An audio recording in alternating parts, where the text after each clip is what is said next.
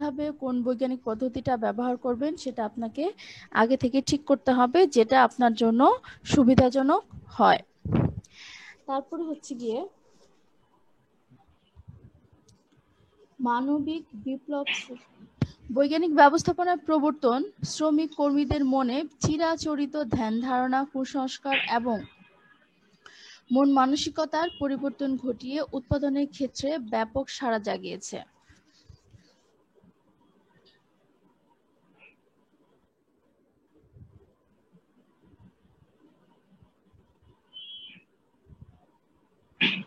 আচ্ছা, ফলে তাদের মধ্যে মানবিক বৈপ্লবিক সাধন হয়েছে। মানে বৈজ্ঞানিক ব্যবস্থাপনা কাজটা মানুষ কাজে লাগানোর ফলে মানুষের যে মানসিক পরিবর্তনটা হয়েছে, এটা খুবই ভালো একটা প্রভাব ফেলেছে তাদের কাজের ক্ষেত্রে। তারপরে আসি উপযুক্ত কর্মী নির্বাচন ও প্রশিক্ষণ।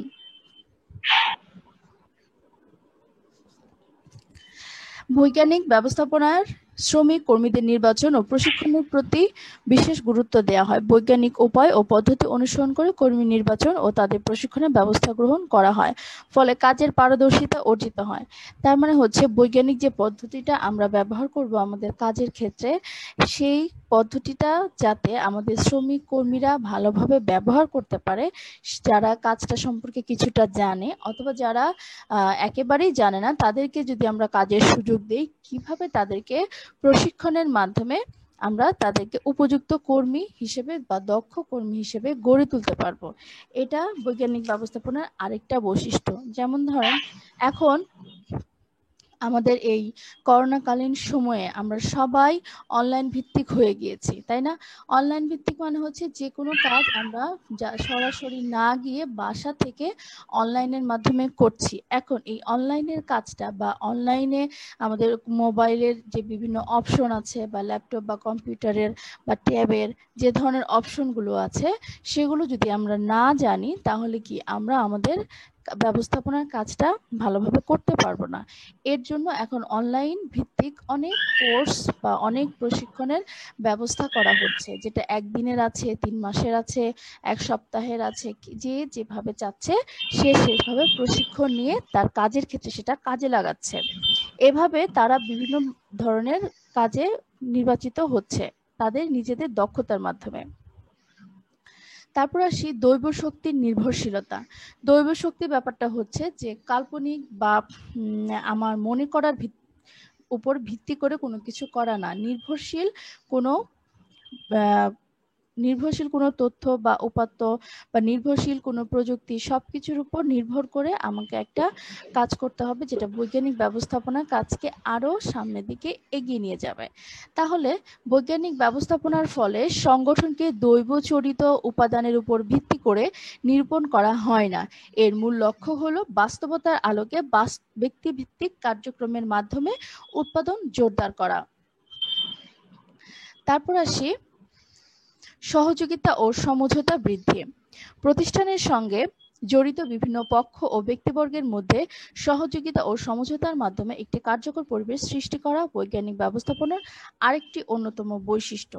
সহযোগিতা ও সমঝোতা। সহযোগিতা হচ্ছে একজন আরেকজনকে সাহায্য করবে, সমঝোতা হচ্ছে দুইজনে মিলে একটা নির্দিষ্ট এক সিদ্ধান্তে আসবে, দুইজনে মিলে দুইটা কোম্পানিরই এক সুবিধা হবে, এই ধরনের কোনো সমঝোতা তারা করবে, যাতে করে বৈজ্ঞানিক ব্যবস্থাপনা ব্যবহার করে এই সহযোগিতা সমঝোতা এই ব্যবস্থাপনার এই দিকগুলো দেখে তাদের কাজটাকে সুন্দরভাবে বা প্রতিষ্ঠানকে তাদের লক্ষ্যে পৌঁছাতে সহায়তা করে।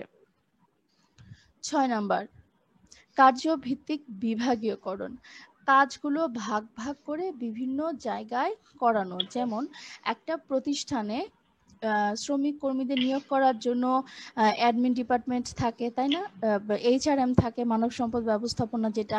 আবার তাদেরকে কোথায় নিয়োগ করা হবে, একজনটা বাছাই করে কোথায় নিয়োগ করা হবে, সেটা আলাদা একটা ডিপার্টমেন্ট থাকে।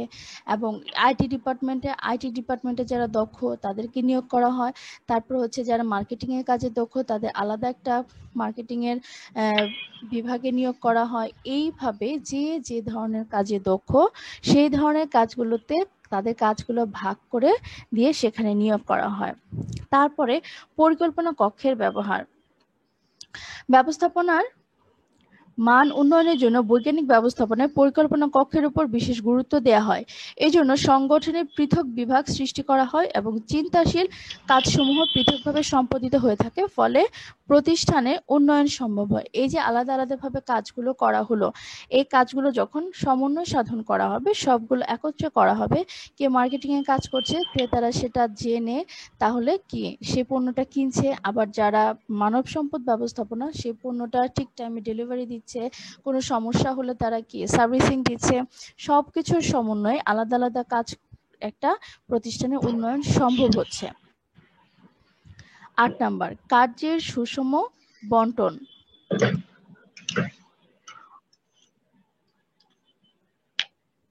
বৈজ্ঞানিক ব্যবস্থাপনার সব কাজ যথাযথভাবে শ্রেণীবিন্যাস করা হয় এবং প্রতিটি কাজের জন্য উপযুক্ত শ্রমিক সংগ্রহ ও নির্বাচন করা হয়, ফলে কাজের সুষম বন্টন নিশ্চিত হয়। তাহলে কি শ্রেণী বিন্যাস করা হয়, যাদের যে ধরনের কাজ এবং উপযুক্ত কর্মী সেখানে নির্বাচন করা থাকবে, কখন যদি শ্রমিক বেশি লাগে বা কম লাগে সেটা কম বেশি তারা করতে পারেন।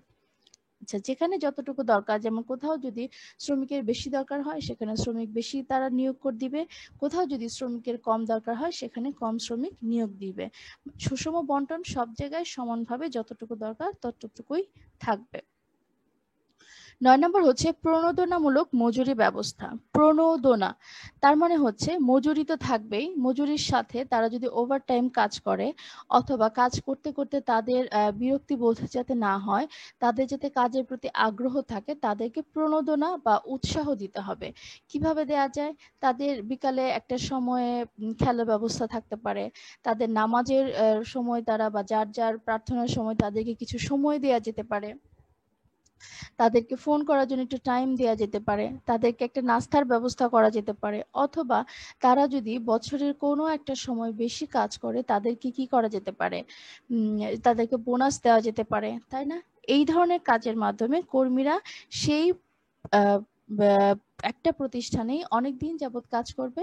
তাহলে অনেকদিন যাবত একটা প্রতিষ্ঠানে যদি একজন কর্মী কাজ করে যান, তাহলে সেই প্রতিষ্ঠানের পণ্য সম্পর্কে বা সেই পণ্যের ক্রেতা বা ভোক্তা সম্পর্কে কর্মীদের একটা ধারণা তৈরি হয়ে যায়। তাহলে সে কি ধরনের পণ্যগুলা তৈরি করবে, তাই না? এটা ক্রেতা বা ভোক্তার উপর নির্ভর করেই একটা প্রতিষ্ঠান তৈরি করছে। তাহলে বৈজ্ঞানিক ব্যবস্থাপনা বৈশিষ্ট্যগুলো সম্পর্কে আমরা জানলাম। এখন আমরা যাচ্ছি বৈজ্ঞানিক ব্যবস্থাপনার সুবিধা। আচ্ছা, সুবিধা হচ্ছে কোনো কিছুর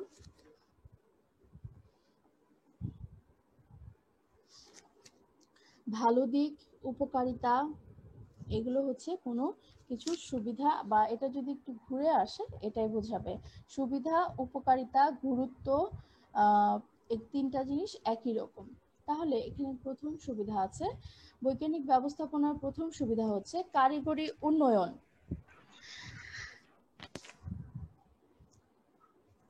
কারিগরি উন্নয়ন মানে, কারিগরি মানে কি? হাতে কলমে যে শিক্ষাটা দেয়া হয় সেটাই তো কারিগরি, যেটা আমাদের বাস্তব জীবনে, বাস্তব ভিত্তিক জীবনে যেটা কাজে লাগে সেটাই কারিগরি। তাহলে বৈজ্ঞানিক ব্যবস্থাপনার ক্ষেত্রে যে বিজ্ঞানের জিনিসগুলো আবিষ্কৃত হয়েছে যেটা ব্যবস্থাপনার কাজে লাগবে, সেটা যাতে যথাযথ ব্যবহার করতে পারে এবং তার উন্নয়ন সাধন করতে হবে। যেমন কেউ যদি আগে আমরা কি করতাম, আগে আমরা কোথাও কোনো একটা শপিং মলে ঢুকতে হলে আমাদের দরজা খোলাই থাকতো, কিন্তু এখন আমরা যাতে আরামে শপিং করতে পারি তার জন্য এসি ব্যবস্থা করা হচ্ছে, একটা সেন্ট্রাল এসি থাকছে। আমরা খুব সহজেই এসিতে ঢুকে খুবই আরামে অনেকক্ষণ যাবত কেনাকাটা করতে পারছি, এবং এই এসিটা যাতে বের না হয়ে যায় বা কোনো সমস্যা না হয়, একটা ওই যে অনেক জোরে বাতাস আসে যেটা কি বলে, এটা এটা দেওয়া হয়। তাছাড়াও কিছু কিছু শপিং মলে আছে, আপনি দরজার সামনে গিয়ে দাঁড়াবেন, দরজাটা অটোমেটিক্যালি খুলে যাবে, তাই না? এটা একটা সুবিধা। তাহলে বারবার খুলতে হচ্ছে না, মানুষের কোনো ধরনের শারীরিক পরিশ্রম কিন্তু এখানে হচ্ছে না। তো এই জিনিসগুলো অপারেট করার জন্য, কাজ করার জন্য কিছু দক্ষ শ্রমিক কর্মীর দরকার যারা এই কাজগুলো করে থাকেন, যেটা বৈজ্ঞানিক ব্যবস্থাপনার প্রধান বা ১ নম্বর সুবিধা। ২ নম্বর হচ্ছে ব্যবস্থাপনা পদ্ধতির উন্নয়ন বৃদ্ধি। ব্যবস্থাপনা মানে হচ্ছে কাউকে দিয়ে কৌশলে কোনো কাজটা করিয়ে নেয়া। আমি আপনাদেরকে একটা ক্লাসে মনে হয় পড়িয়েছিলাম, ব্যবস্থাপনার ইংরেজি শব্দ হচ্ছে ম্যানেজমেন্ট। ম্যানেজ হচ্ছে পরিচালনা করা, মেন হচ্ছে মানুষ, মেন মেনটি হচ্ছে ট্যাক্টফুলি। তাহলে কৌশলের সাথে মানুষকে পরিচালনা করাটাই হচ্ছে ব্যবস্থাপনা। তো এই যে পরিচালনা ব্যবস্থা পদ্ধতির উন্নয়ন বৃদ্ধি, আগে একভাবে পরিচালনা করা হতো, ধীরে ধীরে বৈজ্ঞানিক ব্যবস্থাপনার বিজ্ঞানের বিভিন্ন আবিষ্কারের ফলে এগুলো আরো নতুনত্ব এসেছে এবং এগুলো যাতে ভালোভাবে কাজে লাগানো যায় এবং ব্যবস্থাপনার যে পদ্ধতিগুলো আছে সেগুলো উন্নয়ন বৃদ্ধি করা যায়, এটা বৈজ্ঞানিক ব্যবস্থাপনার আরেকটা সুবিধা। 3 নম্বর আসি উৎপাদনশীলতা বৃদ্ধি। উৎপাদনশীলতা বৃদ্ধি কি আমরা বিভিন্ন ফ্যাক্টরিতে বা কলকারখানায় দেখে থাকি যে শ্রমিকরা কাজ করছে। ফ্যাক্টরিগুলোতে এখন অনেক জায়গাতেই দেখা যায় তারা নির্দিষ্ট একটা ডিজাইন দিয়ে দিচ্ছে, সেই একই ডিজাইনের বিভিন্ন ধরনের কালারের শুধু কাপড় দিয়ে দিচ্ছে, একই ডিজাইনের অনেকগুলো পণ্য বের হয়ে আসছে। এক পাশ থেকে ডিজাইন হচ্ছে, আরেক পাশে ডিজাইনটা আকার ডিজাইনটা বা কোনো কিছু এমব্রয়ডারি হোক যেটাই হোক বের হয়ে আসছে। তাহলে অল্প সময়ে সেটা হচ্ছে, কিভাবে হচ্ছে? 10 জন মানুষ যেটা আধা ঘন্টায় করতে পারতো কথার কথা, সেই কাজটা 15 মিনিটে একটা মেশিন করছে। মেশিনটা কি বিজ্ঞানের আবিষ্কার না? তাহলে এটা আমরা ব্যবস্থাপনার ক্ষেত্রে ব্যবহার করছি অল্প সময়ে, তাহলে অধিক পরিমাণ উৎপাদনশীলতা বৃদ্ধি পাচ্ছে। তারপর আসছি জনকল্যাণ। প্রতিষ্ঠানে বৈজ্ঞানিক ব্যবস্থাপনা প্রয়োগের ফলে ভোক্তার সাধারণ বিভিন্ন ধরনের নিত্য নতুন পণ্য সামগ্রী ক্রয় করার সুযোগ পায়, ফলে ভোক্তার জীবনযাত্রার মান উন্নয়ন হয়। এখন জনকল্যাণ, এই যে করোনার সময়ে আমরা সবাইকে যার যার ঘরে থাকলাম, কিন্তু বিভিন্ন অনলাইনে বিভিন্ন শপগুলো, সুপার শপগুলো যে আছে, অথবা ফুড পান্ডা আছে, অথবা ই ভ্যালি আছে, অথবা দারাজ আছে, আমাদের এই যে বিজ্ঞানের নতুন নতুন আবিষ্কার, কম্পিউটার, তার মধ্যে বিভিন্ন সফটওয়্যার, বিভিন্ন অ্যাপস, তাই না? এর মাধ্যমে আমরা আমাদের প্রয়োজনীয় সব জিনিসপত্র অনলাইনের মাধ্যমে কিনতে পারছি। যদি আমরা সেটা ব্যবহার করা না জানতাম তাহলে সেটা সম্ভব হতো না। তো কিনতে পারছি, যার ফলে মানুষকে বাইরে যেতে হচ্ছে না, এবং বাইরে না যাওয়ার ফলে তাহলে তারা কি তাদের নিজেদেরকে সেফ রাখতে পারছে। তাহলে কি বৈজ্ঞানিক ব্যবস্থাপনাটা মানুষের কল্যাণের ক্ষেত্রেও ব্যবহৃত হচ্ছে, বা এটা একটা সুবিধা। তারপরে দেখি কর্মীর দক্ষতা। শিল্প কারখানায় বৈজ্ঞানিক ব্যবস্থাপনা প্রয়োগের ফলে যন্ত্রপাতি সহ সকল উপকরণের সর্বোচ্চ ব্যবহার নিশ্চিত করা সম্ভব। যেটা একটু আগে বললাম যে কর্মীর দক্ষতা বৈজ্ঞানিক, যেমন ক্যালকুলেটর হোক, কম্পিউটার হোক, ক্যালকুলেটরের মাধ্যমে একজন কর্মী কি খুব সহজে অল্প সময়ে যে কোনো জিনিস হিসাব করছে। আবার মোবাইলের বিভিন্ন সিসি ক্যামেরার মাধ্যমে কে কোথায় কখন আছে, সবাই কাজ করছে কিনা, এই ধরনের বিভিন্ন ক্যামেরার মাধ্যমে সেটা প্রশাসন থেকে দেখছে। তাহলে কর্মীদের দক্ষতা বৃদ্ধি না করলে এই কাজগুলো তাদেরকে দিয়ে করানো সম্ভব হতো না। 6 নম্বর আসি নিয়ন্ত্রণের সুবিধা। কর্মীরা যদি ফ্যাক্টরিতে ফ্লোরে ঠিকভাবে কাজ না করে, সেক্ষেত্রে একটা সাউন্ড সিস্টেম ব্যবস্থা তারা করতে পারে যে এখন আপনারা কিন্তু কাজে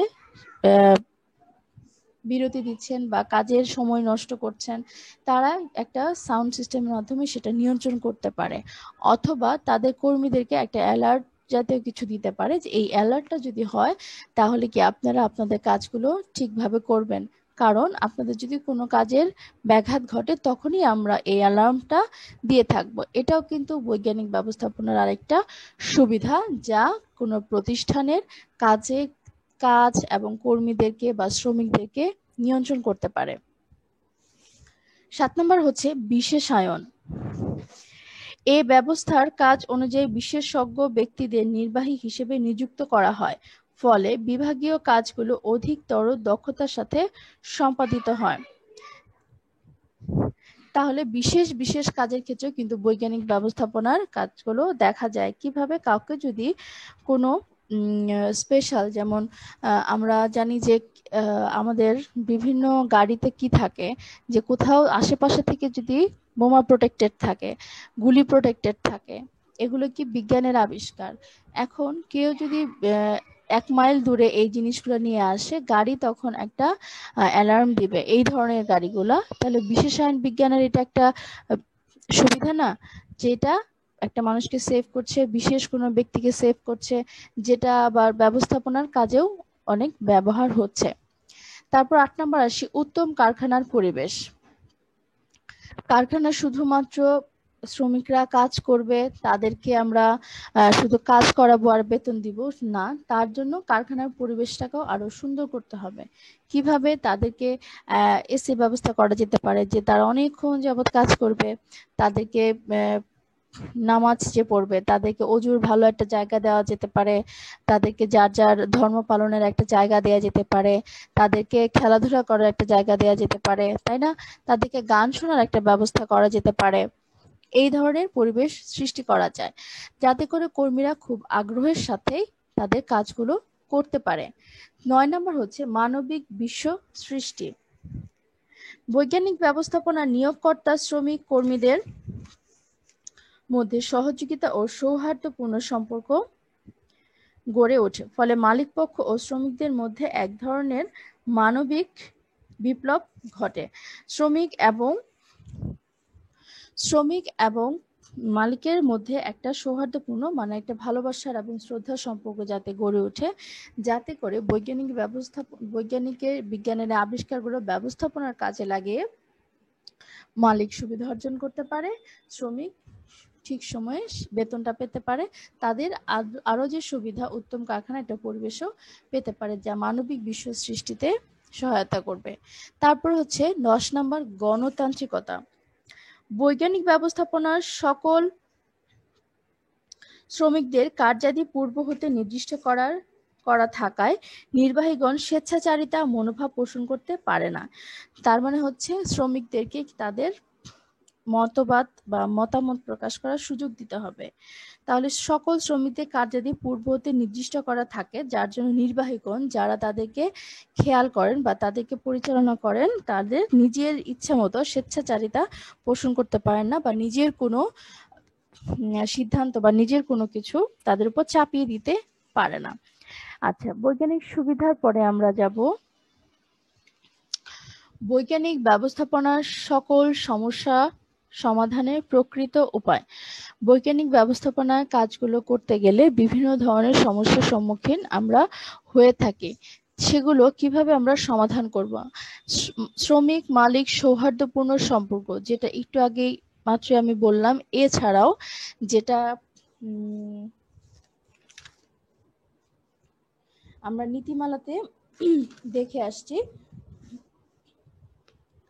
আচ্ছা, আধুনিক বিশ্বে প্রায় সকল দেশের কারবার প্রতিষ্ঠানের একটি প্রধান সমস্যা, তবে শ্রমিক ব্যবস্থাপনা সম্পর্কে উন্নয়নের মাধ্যমে এ সমস্যা নিরসন করা যায়। বৈজ্ঞানিক ব্যবস্থাপনার 4টি মূলনীতির মাধ্যমে এ সমস্যা নিরসন করা যায়। বৈজ্ঞানিক ব্যবস্থাপনার 4টি মূল সমাধান, এ নীতি হলো শ্রমিক ও মালিকের মধ্যে সৌহার্দ্যপূর্ণ সম্পর্ক স্থাপন করে, যেটা আগে আমরা পড়েছি, তারপরেও একটু বললাম। 2 নম্বর হচ্ছে শ্রমিক কল্যাণ। শিল্প ও কারখানার গুরুত্বপূর্ণ সমস্যা হচ্ছে মানবিক সমস্যা। বৈজ্ঞানিক ব্যবস্থাপনায় শ্রমিক কল্যাণের মজুরি বৃদ্ধি, চাকরির নিরাপত্তা বিধান, শ্রমিকদের জন্য উন্নত বাসস্থান ইত্যাদি ব্যবস্থাপনা। মানে আমরা যখন শ্রমিকদেরকে কাজ করাবো, তাদেরকে তাদের বেতনের পাশাপাশি আরো কিছু সুবিধা আমরা যদি দিতে পারি, তাহলে শ্রমিকরা কি শ্রম ঘূর্ণায়মানতা হ্রাস পাবে, তাদেরকে এক কর্মস্থল ত্যাগ করার প্রবণতা অনেক কমে যাবে, তাদেরকে বাসস্থানের সুবিধা করা যেতে পারে, বা বাসা থেকে যে অফিসে আসবে ট্রান্সপোর্ট বা যাতায়াত ব্যবস্থা করা যেতে পারে, তাদেরকে নাস্তার ব্যবস্থা করা যেতে পারে, যেগুলো, অথবা তাদেরকে কল্যাণ ফান্ড করা যেতে পারে। বিভিন্ন পদ্ধতির মাধ্যমে আমরা বৈজ্ঞানিক ব্যবস্থাপনার সকল সমস্যার সমাধান আমরা করতে পারি। আচ্ছা, তারপর হচ্ছে প্রতিযোগিতা মোকাবেলা করা।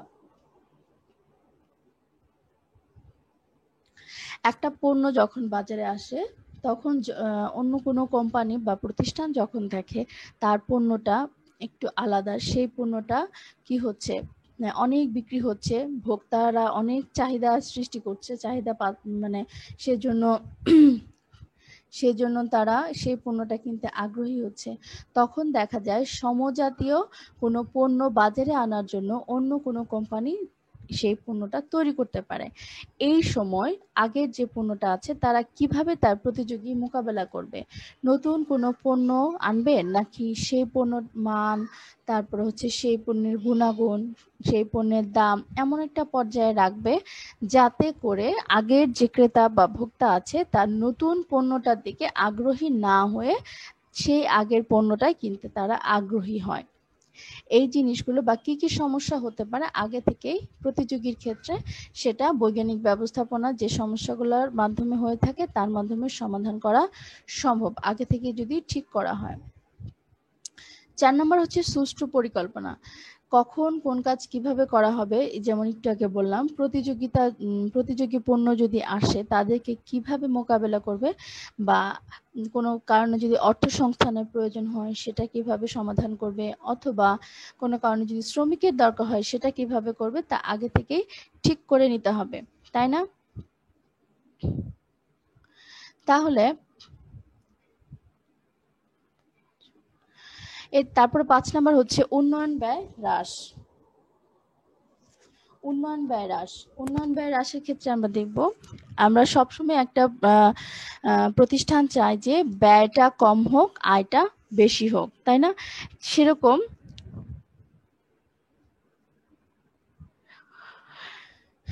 এটা উন্নয়ন না, উৎপাদন ব্যয় হ্রাস হবে।